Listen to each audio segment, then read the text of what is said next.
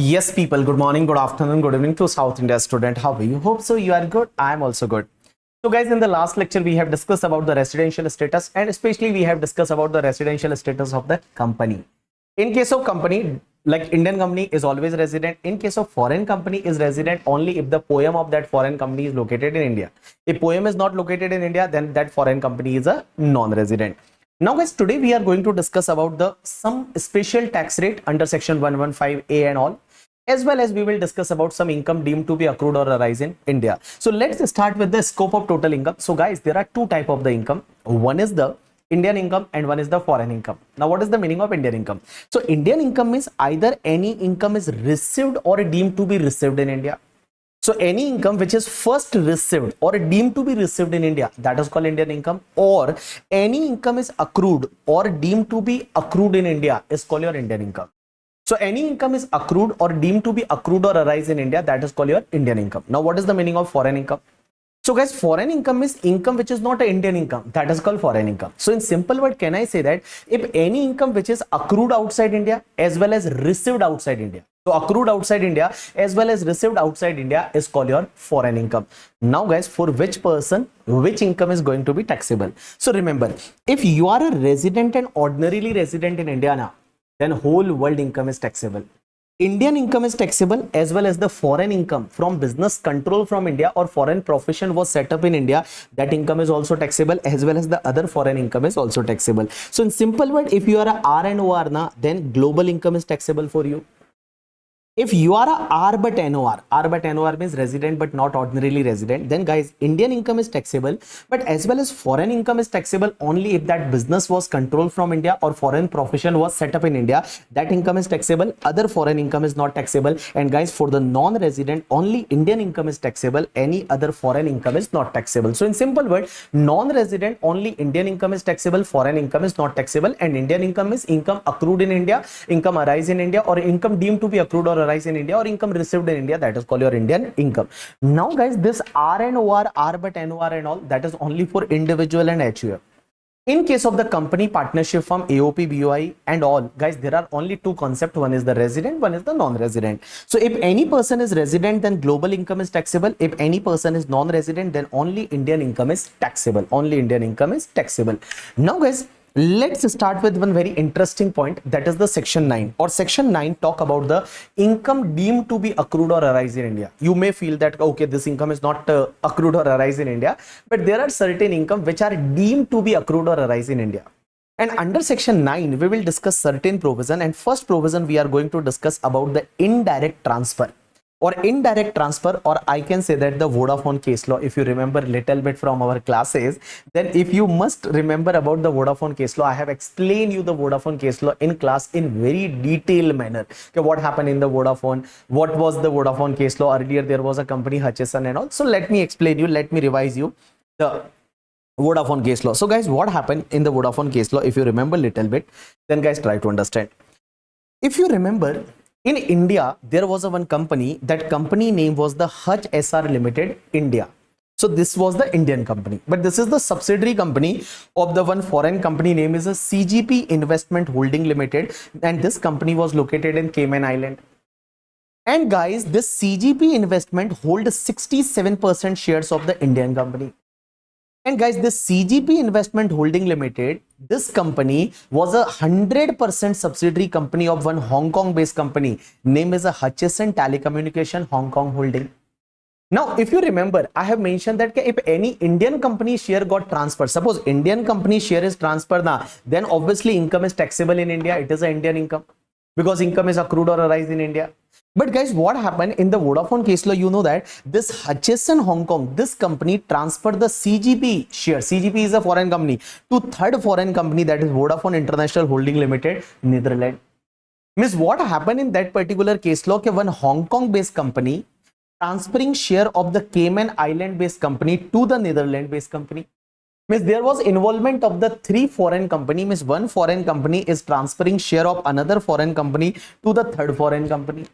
Now question is that is this transaction is taxable in India or not? Ultimately what happened? Indirectly they have transferred the control over the Hutchison. Indirectly they have transferred the control over the Indian Hutch company. but they transfer the shares of the foreign company, Cayman Island based company. So guys, is that transaction is taxable in India or not?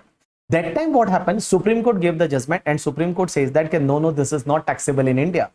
But in 2012, that time our finance minister was Pranab Mukherjee. Pranab Mukherjee introduced the new amendment and Pranab Mukherjee says that no, this is also taxable in India. Now, how Pranab Mukherjee introduced the provision? So guys, Pranab Mukherjee inserted one section 9, and in the section 9, like he has inserted certain explanation. And now section 9 says that suppose if there is any foreign company and this foreign company derived value of its shares substantially from Indian asset, then foreign company share will be deemed to be located in India. And when it is deemed to be located in India, and if you transfer the foreign company share, then guys, it will be taxable in India. So now what is the law? Law says that if foreign company share derive its value substantially from the Indian asset, then foreign company share will be deemed to be located in India. And if you transfer this foreign company share, then income will be deemed to be accrued or arise in India, and now it is taxable in India. But now question is that, sir, when we will say that this foreign company derive its value from the Indian asset? So guys, there are two conditions. And that two condition is on the valuation date, this foreign company hold the Indian asset of more than 10 crore. Means this foreign company hold the Indian asset of more than 10 crore. That is the first condition. And second condition is like in whatever the total asset of this foreign company, in that total asset, at least 50% or more should be the Indian asset. If both the conditions are satisfied, then we can say that this foreign company derive its value from the Indian asset, and if you transfer the share of foreign company, then it is taxable in India. So what are the two conditions? First condition is that this foreign company should hold Indian asset of more than 10 crore, means whatever the fair market value of Indian asset, that more than 10 crore asset should be held by the foreign company. And guys, whatever the total fair market value of the asset of this foreign company, in that total asset, at least 50% should be the Indian asset. If both the conditions are satisfied, then we can say that this foreign company share derive its value from Indian asset, and if you transfer the foreign company share, then it is taxable in India. But guys, there is one more point. Sir, this 10 crore and this 50% of total asset, 50% in total asset should be Indian asset. Sir, this we will check on which date? So guys, we have to check this condition on the valuation date. Now, what is the meaning of valuation date? So normally valuation date is a last balance sheet date. Suppose for an example, this CGP Investment Holding Limited, this foreign company share got transferred on 10th October 2024, and suppose they are following the financial year. So last balance sheet date is a 31st March 2024. So last balance sheet date is a valuation date. So last balance sheet date is called your valuation date. But guys, there is a one exception. And that exception says that suppose if this foreign company book value of asset, what I am saying that book value of asset. Now book value of asset on the transfer date is more than at least 15% or more of the book value on last balance sheet date, then guys, transfer date will be treated as your valuation date. So guys, valuation date is normally a last balance sheet date is a valuation date, but there is a one exception on the transfer date. If book value of asset as compared to last balance sheet date book value, if on the date of transfer, if it is a 15% or more of the book value as on the last balance sheet date, in this particular case, your transfer date will be treated as valuation date. Now, one more exception is there, sir, suppose in this foreign company, if any person is holding equity share of only 5%, means interest is only 5% or less interest, and that person has not participated in any management and control in the last 12 months. In this particular case, if that share got transferred, then guys, capital gain is not applicable in India. If share got transferred, then capital gain is not applicable in India. Now guys, if you will read this example from this page, this Orange Limited of the USA and Grabs Limited, then you will able to understand this case law. Okay, so guys, this is the completion of your indirect transfer. Now let's start with the another portion or another interesting part from the section 9. In section 9, now next concept is related to the interest. Guys, interest. You know that we have already discussed that for the resident person, whole world income is taxable. Means you are a resident person, then global income is taxable. But non-resident, for non-resident, only Indian income is taxable. Now, Indian income is taxable. Indian income is either any income is accrued in India or arise in India or deemed to be accrued or arise in India or received in India or deemed to be received in India. That is called Indian income. Now, guys, there is a one section, that is the section 9, subsection 1, clause number 5, clause number 6 and clause number 7. All three clause we will discuss together. One is the interest, one is the royalty, one is the FTS. Now, guys, interest. When interest will be deemed to be accrued or arise in India, all people just focus here. I am going to explain you with the help of this example. All people pay attention. So guys, section 9, subsection 1, clause number 5 says that suppose if any person received any interest from the government, means this person, this non-resident, suppose there is a one example in the USA, there is a one person name is a Harry. Harry is a non-resident. Guys, for the resident person, anyway, all income is taxable now. For resident person, global income is taxable. So guys, we are talking about the non-resident. So in case of the non-resident or suppose foreign company, guys, suppose they have given the loan to the government and if they received any interest from the government now, then this interest is treated as deemed to be accrued or arise in India and it is taxable for the non-resident. Second it, suppose if this non-resident has given the loan to the any resident person, and interest is received from resident person now, then it is deemed to be accrued or arise in India and it is taxable for this person. But guys, there is a one exception. Exception says that suppose this resident person has used this money for any business or profession carried on by this assessee outside India or for earning any source of income from outside India, then this interest will not be treated as deemed to be accrued or arise in India for Mr. Harry. So all people pay attention, try to understand. Again, I am repeating, all people pay attention. Suppose there is a one person, name is a Harry. Harry is from USA, he is a non-resident. Now suppose Harry gave the loan to the government and he received the interest, then that interest is deemed to be accrued or arise in India. Suppose this Harry gave the loan to the any resident person in India. Assume resident person is Mr. BB is a resident person. And if we have given the interest to the Harry, then this in hands of Harry, it is a deemed to be accrued or arise in India. But guys, there is a one exception. Suppose this resident person used this money for any business or profession outside India or for earning any source of income from outside India, then this interest is not treated as deemed to be accrued or arise in India in hands of Mr. Harry. Now, third part is suppose this Harry, one non-resident, give the loan to the another non-resident, name is Mr. Sam, and Sam is located in Canada. If this loan is given to the Sam, then guys, if this Sam, this non-resident, use this money for any business or profession carried on by this non-resident in India, then guys, this interest is treated as deemed to be accrued or arise in India and it is going to be taxable in hands of Mr. Harry. So guys, there are three parts, all people pay attention. Now this part, assume non-resident or like resident but not ordinarily resident or foreign company, because guys, if you are a resident and ordinarily resident, then anyway whole world income is taxable. But here we are talking about the non-resident, because for non-resident only Indian income is taxable. Now this income will be treated as deemed to be accrued or arise in India. It means it will be treated as the Indian income. So here lawmaker says that suppose if any non-resident or foreign company gives the loan to the government and received interest from the government, then this interest is deemed to be accrued or arise in India. If loan is given to any resident person and interest is received, then this interest is treated as deemed to be accrued or arise in India. But there is one exception. If this money is used by this resident person in any business or profession carried on by this person outside India or for earning any source of income from outside India, then this interest is not treated as deemed to be accrued or arise in India in hands of Mr. Harry. Now third part is if loan is given to any other non-resident and if this non-resident used this money for any business or profession carried on by this non-resident in India, then this interest will be treated as deemed to be accrued or arise in India in hands of Mr. Harry. Now guys, we can take certain example, all people pay attention. Suppose there is a one person, name is Mr. Harry. Harry is a non-resident or R but NOI. Now guys, this Harry gives the loan to Mr. BB, resident person.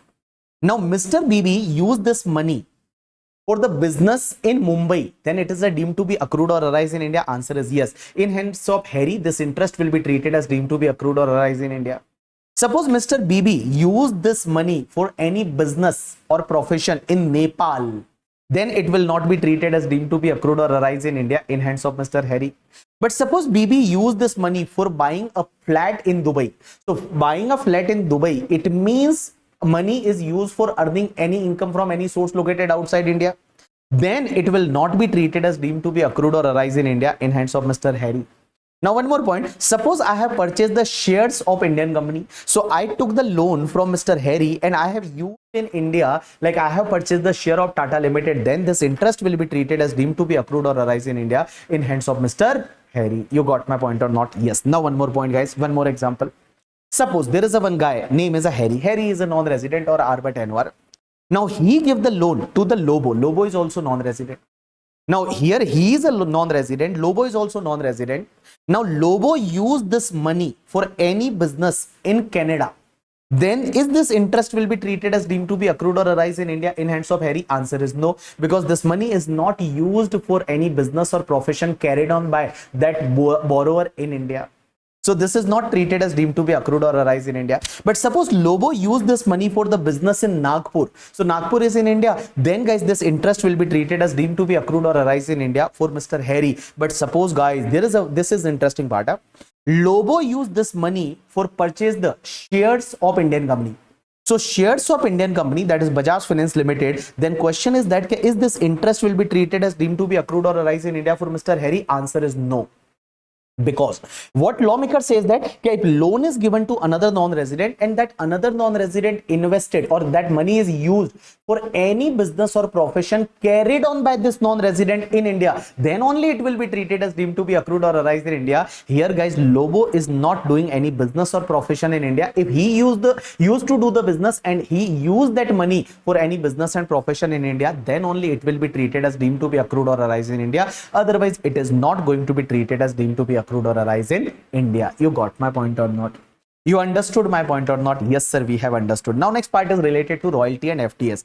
Now, question is that what is the meaning of the royalty? So, guys, whenever any intangible is supplied, intangible means any patent, copyright, trademark, franchisee, design, formula, any like technical know-how and all, if that is transfer for the limited purpose, guys, if it is like 100% is transfer, then capital gain will arise. If it is capital gain is applicable, then obviously it is not covered in the royalty. But otherwise, if capital gain is not applicable and if it is transferred for the limited period or limited purpose or some right is transferred, then guys, it will be treated as the royalty. Now lawmaker says that suppose for an example, if any non-resident, example is the USA, there is a one person, name is Elon Musk. He is from USA, non-resident. Now suppose this person has given any service to the government and he is receiving royalty or FTS from government, then this royalty FTS is going to be deemed to be accrued or arise in India and it is taxable for the Elon Musk. Now second, suppose Elon Musk provided the service, that is fees for technical service or any services provided, and to the resident person, example is a Tata Motors, and he received the royalty FTS from the Tata Motors, then guys, it will be treated as deemed to be accrued or arise in India. But guys, there is a one exception case. Suppose Tata Motors use this service or right for any business or profession outside India or for earning any income from any source located outside India, then it will not be treated as deemed to be accrued or arise in India in hands of the Elon Musk.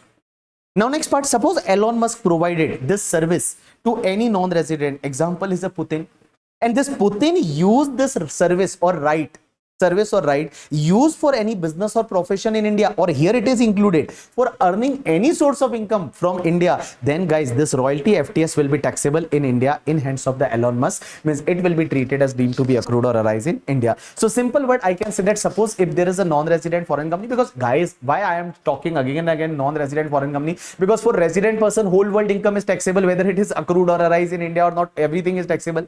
But we are concerning about non-resident, because for non-resident only Indian income is taxable. So that's why I am saying again and again here non-resident, but ultimately in the law they have not mentioned here non-resident. In the law it is mentioned that this income is treated as deemed to be accrued or arise in India. So in simple word, I am saying that suppose non-resident or foreign company provided any service to government and they receive the royalty FTS, it is deemed to be accrued or arise in India. They have provided the service to the any resident person, then it is deemed to be accrued or arise in India. But in case of resident person, there is a one exception. If that resident person use that service or right in any business or profession carried on outside India, or for earning any source of income from outside India, then it is not treated as deemed to be accrued or arise in India. And third, if any services provided to the non-resident, and guys, any services provided to the non-resident and that non-resident use that service or right in any business or profession carried on in India by that non-resident, or for earning any source of income in India, then it will be treated as deemed to be accrued or arise in India. You got my point or not? Yes. Okay, one more point, guys. When you will read from your book now, then guys, here royalty definition is given. Okay, what do you mean by the royalty? So royalty means transfer of all or any right, including the granting of license in respect of the patent or invention or model, design, secret formula, process, trademark, similar property, or guys, imparting any information means you have transferred the model, design, secret formula, patent and all, but you are also imparting the any information that how this will work, means working of or the use of or the patent, invention, model, design, secret formula, etc, etc. It will also be treated as deemed to be accrued or arise in, like it will be treated as the royalty. Now next is use of any patent. Like suppose you have given the use of any patent to any person, then whatever amount you received, that is called royalty. Or imparting any information related to technical or industrial or commercial or scientific knowledge, experience or skill. And guys, if you give any industrial, commercial or scientific equipment on the rental basis, then that rent will also be treated as the royalty. That will also be treated as the royalty. After that, remember guys, if any software is transferred, then it will be covered in the royalty.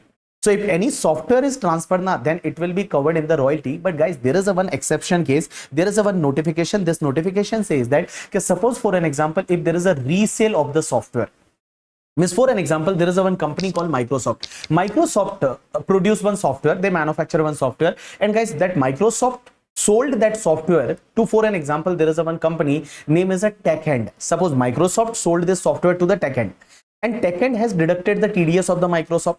Now suppose this TechEnd has just sold, resale that software without any change.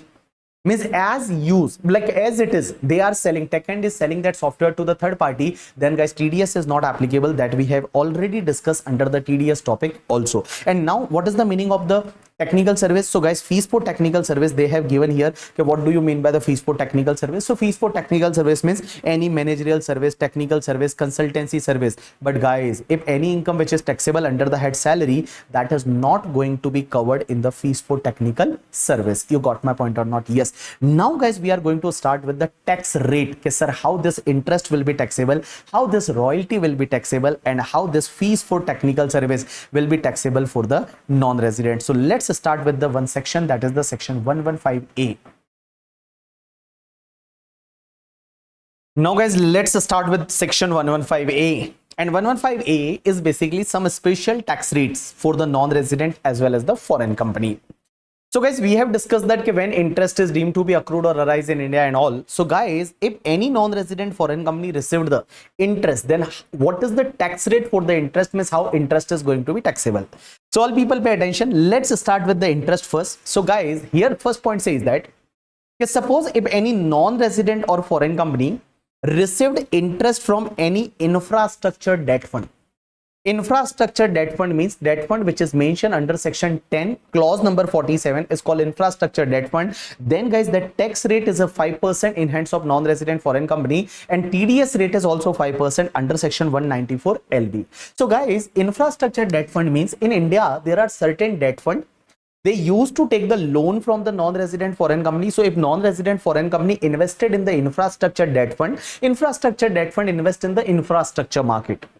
So infrastructure debt fund gives the interest to the non-resident foreign company. Then guys, this interest is going to be taxable in hands of non-resident foreign company at the rate 5%, and TDS is also applicable under section 194 LB at the rate 5%. Now second point is, suppose guys, non-resident foreign company gives the foreign currency loan to any Indian company or a business trust under the loan agreement between 1st July 2012 till 30th June 2023. So guys, if non-resident foreign company gives the foreign currency loan to the any Indian company or a business trust, and loan agreement has been signed between 1st July 2012 till 30th June 2023. or suppose by way of the long-term bonds, or by way of the long-term bonds means non-resident foreign company subscribe the long-term bonds of Indian company or business trust till 30th June 2023, or rupee denominated bonds of Indian company or business trust till 30th June 2023. And guys, whatever interest is received by non-resident foreign company na, that interest is taxable at the rate 5%. And here guys, TDS is also applicable at the rate 5% under section 194 LC. So here in simple words, suppose if any Indian company or business trust took the foreign currency loan from non-resident or foreign company and agreement is signed till 30th June 2023, or long-term bond issued till 30th June 2023, or rupee denominated bonds issued till 30th June 2023, then guys, whatever interest is paid by like Indian company or business trust to non-resident foreign company, that interest is taxable at the rate 5% in hands of non-resident foreign company. And guys, TDS is also applicable at the rate 5% under section 194 LC. But guys, there is a one exception, and that exception says that, okay, guys, here note number 4, and note number 4 says that, suppose for an example, tax rate and TDS rate is 4% instead of 5% in respect of money borrowed by it, means Indian company or business trust, from source outside India by way of issue of long-term bonds or rupee denominated bonds on or after 1st April 2020 till 30th June 2023. And guys, these bonds are listed only in the recognized stock exchange located in the IFSC. Then guys, here TDS rate as well as tax rate is a 4% instead of 5%. So here guys, if money is borrowed by the Indian company or business trust through the long-term bonds or rupee denominated bonds, and between 1st April 2020 till 30th June 2023, and guys, these bonds are listed only in the recognized stock exchange located in the International Financial Service Center in Gujarat, Gandhinagar, then guys, here tax rate is a 4% instead of the 5%. And guys, if it is issued on or after 1st July 2023, then tax rate and TDS rate is the 9%. Tax rate and TDS rate is a 9%. You got my point or not? You understood my point or not? Yes, sir. We have understood your point. So what is the second point? Second point says that suppose any Indian company or business trust took the loan from the non-resident foreign company, that is foreign currency loan, agreement has been signed till 30th June 2023, or long-term bonds issued till 30th June 2023, or rupee denominated bonds issued till 30th June 2023, then guys, tax rate is 5% and here TDS rate is also 5%. Their tax rate is 5%, TDS rate is 5%. But there is a one exception, okay, guys, if long-term bonds or rupee denominated bond issued between 1st April 2020 till 30th June 2023 and it is listed only in the recognized stock exchange located in IFSC, then here tax rate and TDS rate is 4% instead of 5%. But if it is issued on or after 1st July 2023, then here tax rate and TDS rate is 9%. You got my point or not? Yes. Now guys, there is a one more point. There is a one exception that is given under section 10(4)(c). Now what is the 10(4)(c) if you remember? So here guys, let's discuss the 10(4)(c). 10(4)(c) says that, yes, suppose non-resident and foreign company, they are getting the interest and they are getting interest from, so interest is payable by Indian company or a business trust in respect of money borrowed by Indian company or business trust from outside India by way of rupee denominated bonds. And that rupee denominated bonds is issued between 17 September 2018 till 30th September 2019. Then whatever interest is received by this non-resident foreign company, that is always exempted.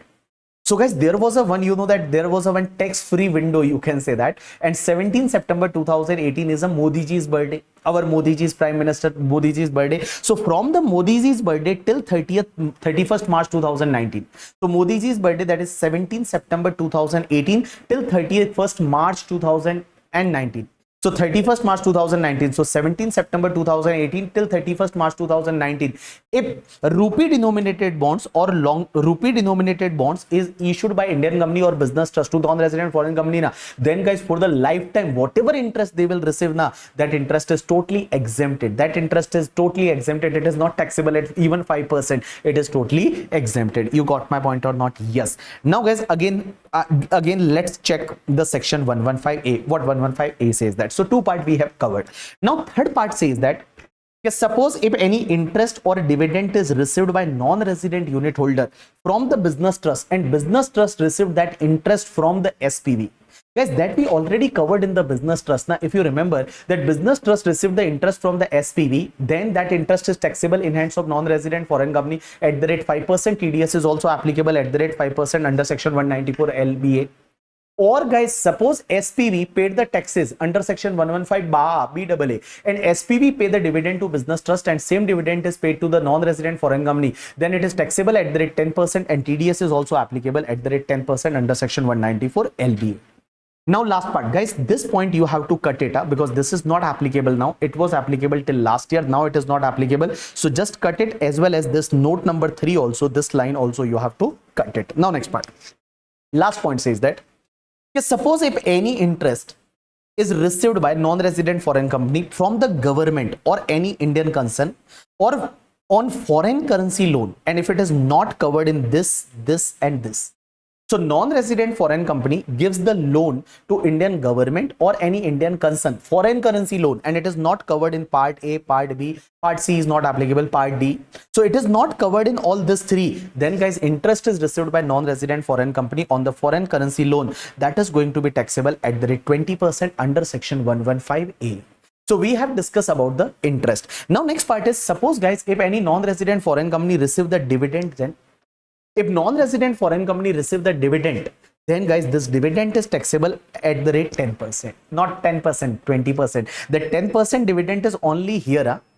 Here it was a 10% dividend in case of that SPV business trust and all. But guys, here this dividend is received now, then dividend is taxable at the rate 20%. But here this dividend will be 10%. Here this dividend will be 10% if it is received from any unit located in the International Financial Service Center, or I can say that IFSC. Now, suppose if non-resident foreign company received any income from any UTI mutual fund. UTI mutual fund means Unit Trust of India mutual fund. Income is received, that is like a dividend only. That is taxable as per 20%. You got my point or not? Yes. So dividend is also taxable at the rate 20%. Income from UTI mutual fund is also taxable as per 20%. Now let's start with the royalty FTS. So guys, if any non-resident foreign company receive the royalty or FTS, fees for technical service, when it will be deemed to be accrued or arise in India and all, that we have already discussed. So if any non-resident foreign company receive the royalty or FTS, then guys, it is going to be taxable in hands of non-resident foreign company. But sir, if it is taxable, then how it is going to be taxable? So guys, there are two parts. All people pay attention.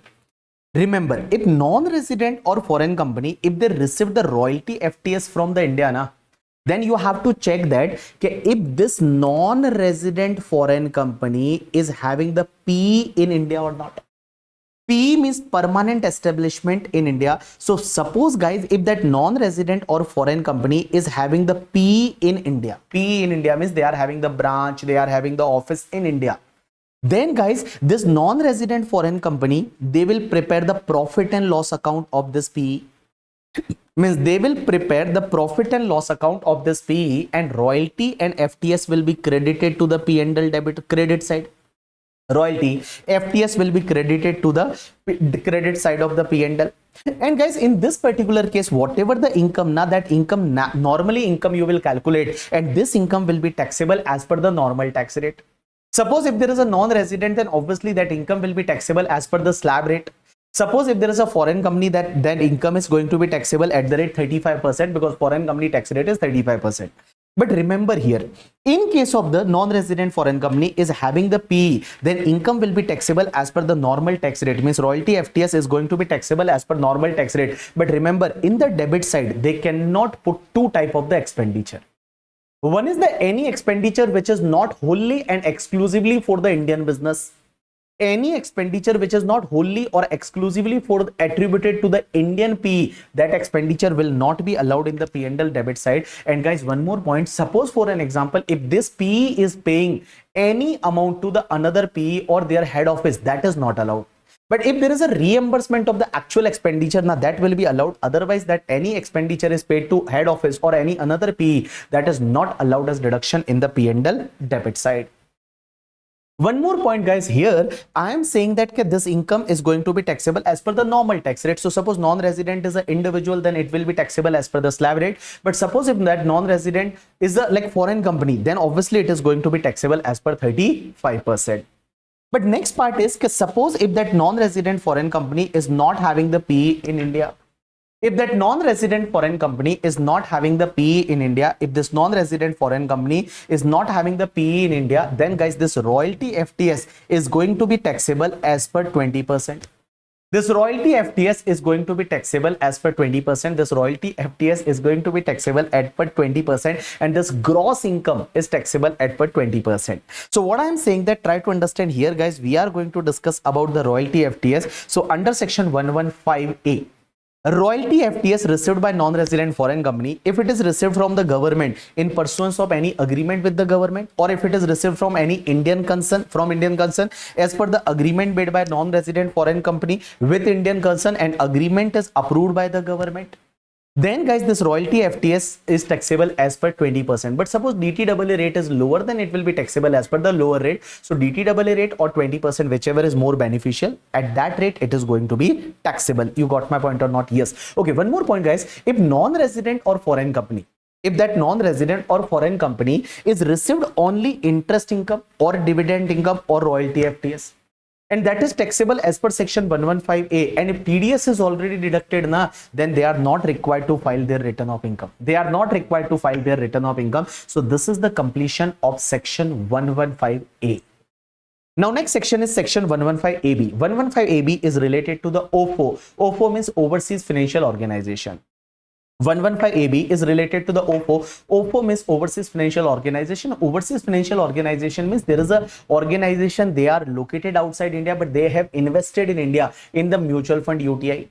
So guys, if Overseas Financial Organization, they are received any income, it is an interest income from UTI mutual fund, or if there is a long-term capital gain on the transfer of the unit of the UTI or mutual fund, then guys, their tax rate is at 10%. 10% is tax rate. So even if it is an interest income, then it is taxable as per 10%, as well as there is a long-term capital gain on the transfer of the UTI mutual fund unit, then it is taxable as per 10%. But guys, there is a change from 23rd of July 2024. So with effect from 23rd July 2024, if there is a long-term capital gain, then that long-term capital gain will be taxable as per 12.5%. It is not taxable as per 10%. It is going to be taxable as per 12.5%. So 12.5% is a tax rate on the long-term capital gain. So section 115AB says that suppose for an example, there is a OFO. OFO means Overseas Financial Organization. They are having the interest income from UTI mutual fund, or they are interest, basically interest or dividend, you can say that, from UTI mutual fund, or there is a long-term capital gain that is taxable as per 10%. And guys, if there is a long-term capital gain on or after 23rd July 2024, tax rate will be 12.5% instead of the 10%. You got my point or not? Yes. Now next section is a 115AC. This 115AC says that suppose guys, if that non-resident invested in the GDR or bonds of Indian company. So non-resident invested in the GDR means Global Depository Receipt. So if non-resident invested in the bonds of Indian company, here guys, bonds are covered as FCCB. FCCB means, you know that there are foreign currency convertible bond. So if non-resident invested in the bonds of Indian company, that is a FCCB, foreign currency convertible bond, or GDR, and that non-resident is acquired in the foreign currency, and guys, on that bonds, if he received the interest, that income, that interest or dividend, that is taxable as per 10%, and long-term capital gain is also taxable as per 10%. But guys, long-term capital gain, that tax rate is at 12.5% with effect from 23rd July 2024. So from 23rd July 2024, that long-term capital gain is taxable as per 12.5% instead of the 10%. You got my point or not? Yes. Now one more point. Guys, suppose that non-resident is having only interest income or dividend income, and if TDS is already deducted, then that non-resident foreign company is not required to file any return in India. You got my point or not? Yes. This is the section 115AC. Now guys, there is a one more section, that is the section 115AC. But if you will not remember this section, then also it is okay. This is not for non-resident, it is for the resident person. So suppose guys, if there is a resident employee, and that resident employee is working in IT software service industry, or any entertainment service, pharmaceutical industry, or biotechnology industry, and they receive the ESOP. And under ESOP, if they receive the GDR, under ESOP they receive the GDR, and on that GDR, if they received any dividend, then dividend is taxable as per 10%. If there is a long-term capital gain, that is also taxable as per 10%. But on the long-term capital gain, obviously tax rate is 12.5% with effect from 23rd July 2024. So if you will remember this, then it's okay. If you will not remember, then also it is okay. So guys, we have discussed the three section. Just you have to remember the three section: 115A, 115AB, and 115AC. Now, what we have discussed under section 115A, let me revise. All people pay attention. All people pay attention. So guys, you know that 115A. 115A says that a non-resident foreign company invested in the infrastructure debt fund, they receive the interest. It is tax rate is 5%. TDS rate is also 5%. Now, non-resident foreign company gives the foreign currency loan to the Indian company or business trust, and loan agreement is signed till 30th June 2023, or long-term bonds issued till 30th June 2023, or rupee denominated bonds issued till 30th June 2023. Then guys, here the tax rate is 5% on the interest. So here TDS rate is also 5%. But guys, there is a one exception from Modi ji birthday till 31st March 2019. That 18 Modi ji birthday, 17 September 2018 till 31st March 2019. If RDB is issued, then interest is always exempt. Now guys, if RDB or long-term bonds issued between 1st April 2020 till 30th June 2023 and listed in only recognized stock exchange and IFSC, then tax rate is 4% instead of 5%. And if it is issued on or after 1st July 2023, then tax rate is 9%. After that, we have discussed that non-resident foreign company from business trust, and business trust paid the interest which was received from SPV, then tax rate is 5%, TDS rate is 5%, dividend tax rate is 10%, TDS rate is 10%. If non-resident foreign company gives the foreign currency loan to any Indian concern or government, then tax rate is 20%. Now, one more point guys, if non-resident foreign company receive the dividend or income from UTI mutual fund, then tax rate is 20%. After that, we have discussed one section 115AB. 115AB says that suppose overseas financial organization, they have invested in the mutual fund UTI and they receive the income, that is interest or dividend, it is taxable as per 10%. Long-term capital gain is also taxable as per 10%, but with effect from 23rd July 2024, the tax rate is 12.5%. Now guys, one more point we have discussed 115AC. If non-resident invested in the GDR or bonds of Indian company, then interest income or dividend taxable as per 10%. Long-term capital gain is also taxable as per 10%. But guys, there was one exceptional case, if long-term capital gain is on or after 23rd July 2024, then it is taxable as per 12.5%. Now guys, last one more point. And this is related to the FII. Guys, FII means foreign institutional investor. Now guys, in case of the FII, foreign institutional investor, guys, if FII is having any income from security in India, any income on the security other than UTI mutual fund unit, because UTI mutual fund unit will be covered in the OFO, because FII is also considered as OFO only, overseas financial organization. So guys, if any FII received any income on the security, then guys, how it will be taxable? You know that it is going to be taxable as per 10%, 20%, and 30%. What I'm saying, 10%, 20%, 30%. So FII received the income. FII received the income on the security from India, then it is taxable as per 10%, 20%, and 30%. Long-term capital gain 10%, investment income 20%, and guys, if there is a short-term capital gain, then 30%. So there is a section 115AD. What 115AD say? Again, I am repeating. If FII received the income on the security, if there is a long-term capital gain 10%, if there is an interest income, then 20%, if there is a short-term capital gain, then 30%. Again, I am repeating here. So long-term capital gain, then 10%. If there is an investment income, then 20%. Short-term capital gain, then 30%. But one more point, guys. Here I am saying that long-term capital gain on the security, then 10%. Investment income, then 20%, short-term capital gain, then 30%. But guys, suppose if there is a short-term capital gain under section 111A, then short-term capital gain earlier taxable at the rate 15%, but on or after 23rd July 2024, it is taxable as per 20%. Now guys, here I am saying long-term capital gain is 10%. Sir, is there a change in the rate on the long-term capital gain under this section or not? Answer is no, guys. Lawmakers made one mistake in this section. Lawmakers made one unintentional mistake. There is a mistake in the law, but in the next year 2025 finance bill they have already rectified that mistake. But guys, here they mentioned that tax rate is a 10% for whole year. Means long term capital gain on transfer of any security, 10% is tax rate. But guys, if section 112A applicable here, if 112A applicable, and if it is transferred till 22nd July 2024, means before 23rd July 2024, then tax rate is 10%. If it is transferred on or after 23rd July 2024, then tax rate is at 12.5%. But in excess of 1,25,000, that 1,25,000 benefit is available under this particular section. So what I have mentioned, all people try to understand. I can explain you from your book also. There is a section 115AD. What 115AD says, try to understand. Because if there are certain correction, because if you receive the book and there is no correction in that book, then please make this correction. All people pay attention. Here. First, 115AD, just understand from FII perspective, foreign institutional investor.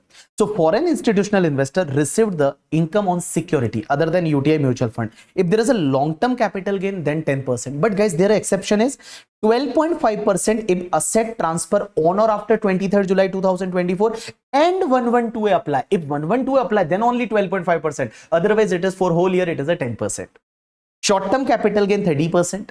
Interest income, interest dividend income 20%, and short-term capital gain 111A 15%. But guys, on or after 23rd July 2024, then it is a 20%. You got my point or not? Yes. Okay, one more point. Guys, under this section, if 112 apply, then it is 10% or 12.5% in excess of 1,25,000. Now, under this section, they have mentioned about the specified fund also. Now, what do you mean by the specified fund? So, sir, guys, specified fund means basically alternate investment fund category 3.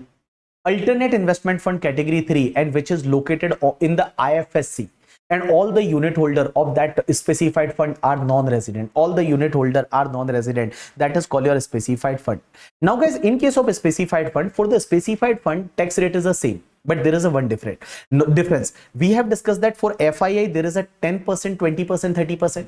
Means long-term capital gain 10%, investment income 20%, short-term capital gain 30%. But guys, for the specified fund, it is a 10%, 10% and 30%. Means long-term capital gain 10%. After that, investment income, that is the interest and dividend, that is 10% instead of 20%. And guys, short-term capital gain is 30%. But guys, for the specified fund, there are certain income which are totally exempted, and where it is mentioned which income is exempted and all, that is given under section 10(4)(d). So if you will read the from exemption part 10(4)(d), then you will able to understand that this income are exempted, but other income are taxable, and it will be taxable. Long-term capital gain 10%, investment income, then also it is taxable as per 10%. And guys, if there is a short-term capital gain, it is taxable at 30%. But if 112A and 111A, then it will be taxable as per section 112A or 111A. You got my point or not? Yes. So if you will not able to remember the specified fund, then also I think it will be okay. ICI is not going to ask the question on the specified fund, but they may ask the question on the FII. You got my point or not? Yes. Now guys, there is a one more special case, special section, that is the 115BBA. And 115BBA is very simple section. 115BBA, we have discussed in your that TDS topic also under section 194E. You know that. Suppose for an example, if any non-resident sports person or sports association or non-resident entertainer, and non-resident sports person and entertainer should be non-Indian citizen also, if they received any money from India for participating any game in India, or for the advertisement in India, or writing a news article in the newspaper and all, or entertainer perform in the India, and he received any amount, then guys, you know that under section 194E, that TDS rate was 20%. This section says that tax rate is a 20%. This section says that tax rate is a 20%. Their TDS rate was 20%. Here tax rate is a 20%. You got my point or not? And one more point, guys. Here, whatever section we have discussed now, there's a special rate of section from 115A, 115AB, 115AC, 115AD, 115BBA. Guys, this all section are the mandatory section. And one more point, guys, this all section are mandatory section, and against this income, like whatever income taxable under section 115A or 115AB or 115AC or 115AD, guys, against this income any expenditure is not allowed. Means expenditure under section 28 to 44C or 57, expenditure is not allowed, means gross income is taxable. One more point, any deduction under chapter 6A is not allowed, but only two deduction is allowed. One is the against royalty FTS you can claim the deduction. Against royalty FTS, which is taxable under section 115A, you can claim the deduction. And one is the deduction under section 80LA is available. 80LA is basically if any unit is located in the IFSC na, then for the 10 year there is no need to pay the tax. So under section 80LA you can claim the deduction. One more point, guys, indexation benefit is not available, as well as first proviso to section 48 is not available. Indexation benefit is not available. It means, guys, that second proviso to section, and nowadays anyway indexation is not available if you transfer on or after 23rd July 2024. But if you transfer before that, then also indexation benefit is not available, as well as that conversion, that in case of non-resident, you know that for calculating capital gain you convert into foreign currency, that is also not available. You got my point or not? Yes. And guys, against the special rate of income, that basic exemption benefit is not available. Basic exemption benefit is not available against the special rate of income. Done. So this is all about the 115A, 115AB, 115AC and 115AD. Now let's start with one very interesting or very small concept is related to NRI. Yes, people. So next concept is related to the NRI. NRI means non-resident Indian. So NRI. So guys, NRI means non-resident Indian. So for NRI, there is a one chapter, that is chapter number 12A. And guys, this chapter is applicable only for the NRI. And this chapter is a optional. Now, what is the chapter? I will explain you. So first question is, sir, what is the meaning of the NRI? So NRI means if any individual is a non-resident plus he is an Indian citizen or person of Indian origin. So in simple word, any individual, he is a non-resident, but along with the non-resident, that person is either Indian citizen or person of Indian origin, either Indian citizen or person of Indian origin, that person is known as the NRI. Now, what is the meaning of person of Indian origin? Person of Indian origin means either of the parents or grandparent was born in India is called person of Indian origin. So in simple word, that person is a non-resident, means as per residential status, he is not satisfying any condition of the 6(1). So he is a non-resident, and plus he is the Indian citizen or person of Indian origin, then that person is called your NRI. Now guys, in case of the NRI, if NRI received income on the forex asset. Now what is the meaning of the forex asset? So forex asset means, guys, NRI has acquired this asset in the convertible foreign exchange, then it is known as the forex asset. Now which asset? One is the, if he purchased the shares of any Indian company. Shares of Indian company means either public company or private company, share of Indian company, or debenture of the Indian public company or deposit with the Indian public company, or I can say that debenture or deposit of Indian public company, or if he purchased the any security of the central government. So what I'm saying that if NRI has invested in the forex asset means one is the shares of Indian company, any Indian company, or deposit or debenture of the Indian public company or any security of the central government, and he has purchased this asset in the convertible foreign exchange, then it is known as the forex asset. Now guys, in case of the forex asset, if he is received any income then this income will be taxable as per the special rate under section 115E. And what is the special rate? Here special rate is, guys, in case of the investment income. So if he receive the investment income on this asset, investment income is debenture, dividend or interest and all, then it is taxable as per 20%. And if there is a long-term capital gain, then that long-term capital gain is taxable as per 10%, but it will be 12.5% with effect from 23rd July 2024. So in simple word, guys, if NRI is having the NRI invested in the forex asset means shares of Indian company or the debenture of Indian public company or deposit with the Indian public company or any security of the central government. And on this, if there is a investment income is interest or dividend, that is taxable as per 20%. And guys, long-term capital gain, then it is taxable as per 10%, 12.5% if transfer took place on or after 23rd July 2024. And if there is any other income other than this two income, that will be taxable as per the normal tax rate.